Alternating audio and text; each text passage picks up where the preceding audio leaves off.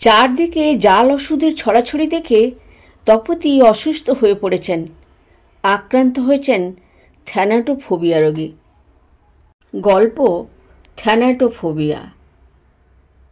তপতি ওষুধগুলো উল্টে পাল্টে দেখে বোঝার চেষ্টা করছে ওষুধগুলো খাঁটি না ভেজাল। স্বামী নিখিল ও তিনি ওই ওষুধগুলোর উপরই বেঁচে আছেন। কয়েকদিন ধরে নানা খবর ও ভিডিও দেখে আতঙ্কিত হয়ে পড়েছে তপতি।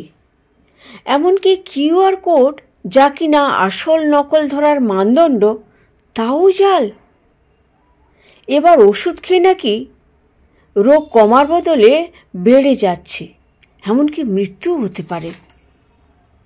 সকালেই নিখিলকে দুটো ওষুধ খেতে হয়।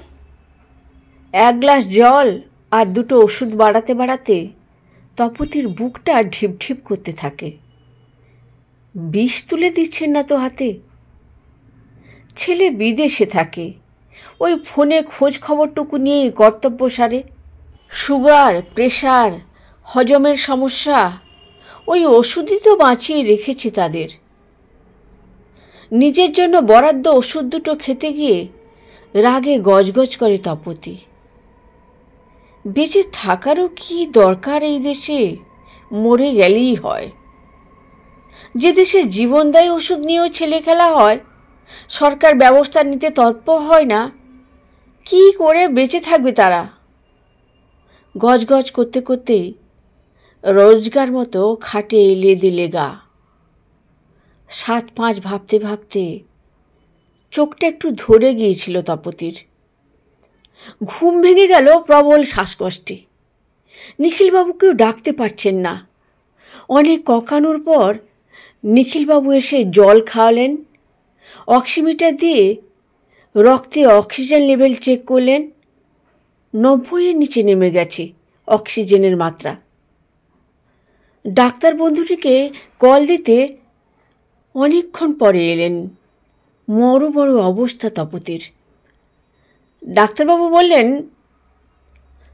তেমন কোনো অসঙ্গতি তো কোথাও খুঁজে পাচ্ছি না।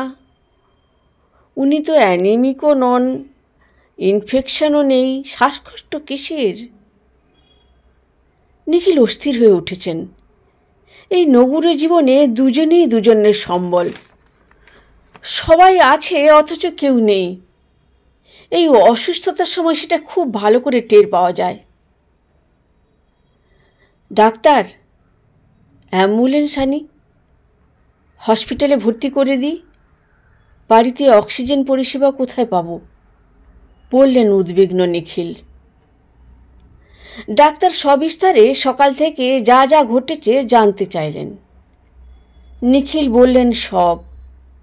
জাল ওষুধ নিয়ে আতঙ্কের আর গজগজনির কথাও জানালেন। ডাক্তার হঠাৎ ওষুধ দেখতে চাইলেন। কিউআর কোড চেক করলেন। তারপর দৌড়ে গিয়ে রোগিণীকে বললেন, বৌঠান, এই দেখুন রিপোর্ট। আপনার ওষুধগুলো ঈশ্বরের কৃপায় জাল নয়, হতেও পারত অবশ্য। আপনি অযথা ভয় পাবেন না, উঠুন দেখি, আমাকে 1 কাপ চা করে দিন। তপতি দেখল হঠাৎ তার শ্বাসকষ্টটা কমে গেছে। কিন্তু কেন এমন হলো ডাক্তারবাবু? জিজ্ঞাসা তপতির চোখে, নিখিলের চোখেও। এটা এক ধরনের ফোবিয়া বৌঠান, থ্যানাটোফোবিয়া, মৃত্যু ভয়।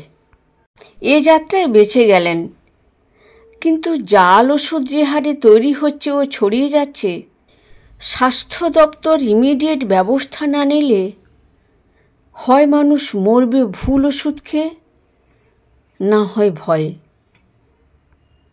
মতামত জানাতে ভুলবেন না বন্ধুরা প্লিজ।